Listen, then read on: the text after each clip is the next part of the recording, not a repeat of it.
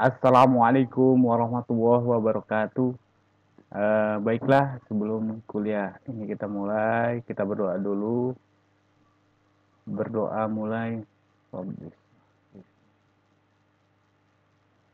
Oke, kuliah kali ini, sesi kedua ini saya akan menjelaskan tentang bagaimana teknologi itu berkembang dan bagaimana teknologi itu dimanfaatkan atau kelebihan dan keunggulan dari teknologi itu sendiri. Secara garis besar untuk materi kali ini saya akan membahas sedikit tentang bagaimana definisi teknologi komunikasi dan informasi, kemudian sedikit sejarahnya dan macam-macam eh, peralatan teknologi komunikasi informasi, peran teknologi komunikasi informasi dan keunggulan atau positif atau negatifnya teknologi informasi itu sendiri. Sebelum kita berbicara tentang teknologi komunikasi informasi, kita harus tahu dulu bagaimana informasi itu apa dan apa saja yang mempengaruhi. Di sini, ketika kita berbicara informasi, maka kita akan berhubungan dengan data.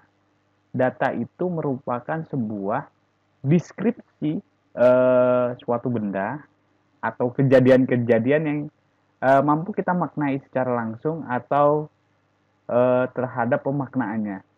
Di sini data ini ada 5 hal yang sering kita uraikan. Yang pertama yaitu data terformat. Data terformat ini maksudnya bagaimana data itu ada secara tersusun rapi seperti tanggalnya, jamnya, waktunya. Kemudian yang kedua yaitu teks. Teks dalam artian data itu berbentuk deret huruf, angka, atau simbol seperti koran. Yang ketiga yaitu audio. Audio itu bagaimana data dalam bentuk suara atau detak jantung atau suatu suara binatang. Kemudian yang sering kita kenal atau citra. Citra ini data dalam bentuk gambar atau seperti visual atau foto lah atau tanda tangan itu citra.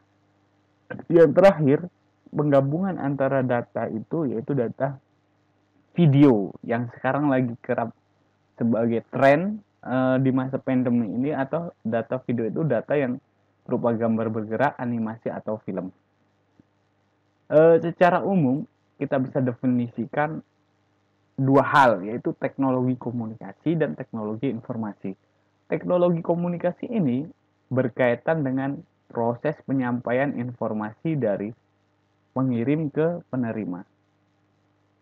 Kalau teknologi komunikasi itu bagaimana menyampaikan informasi terhadap sesuatu hal yang akan diinformasikan. Contoh, ketika ada seseorang ingin menginformasikan kabar duka, itu bagian dari teknologi informasi, menyampaikan dari satu pengirim ke penerima dengan misalnya handphone. Nah itu informasinya. Sedangkan teknologi informasi itu sendiri yaitu hal yang berkaitan dengan proses informasi itu sendiri. Proses informasi itu apa? Proses bagaimana kita memperoleh sebuah info atau data. Makanya tadi saya bahas tentang apa sih data itu. Data itu berkaitan dengan informasi. Kemudian dari 2 hal ini, ketika kita sudah menyampaikan teknologi itu proses penyampaian informasi, sedangkan teknologi informasi yaitu proses informasinya itu sendiri.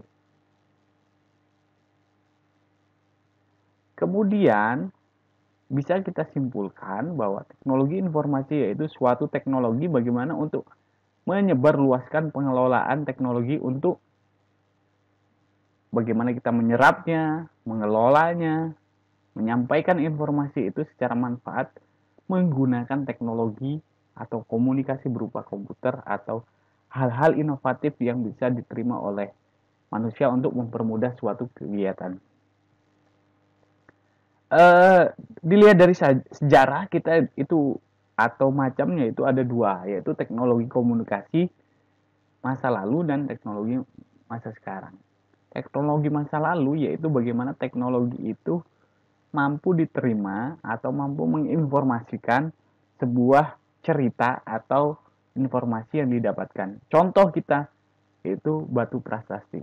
Teknologi komunikasi ini bagaimana batu ini ditulis dengan prasasti atau tulisan yang berkaitan dengan makna apa sih yang akan disampaikan.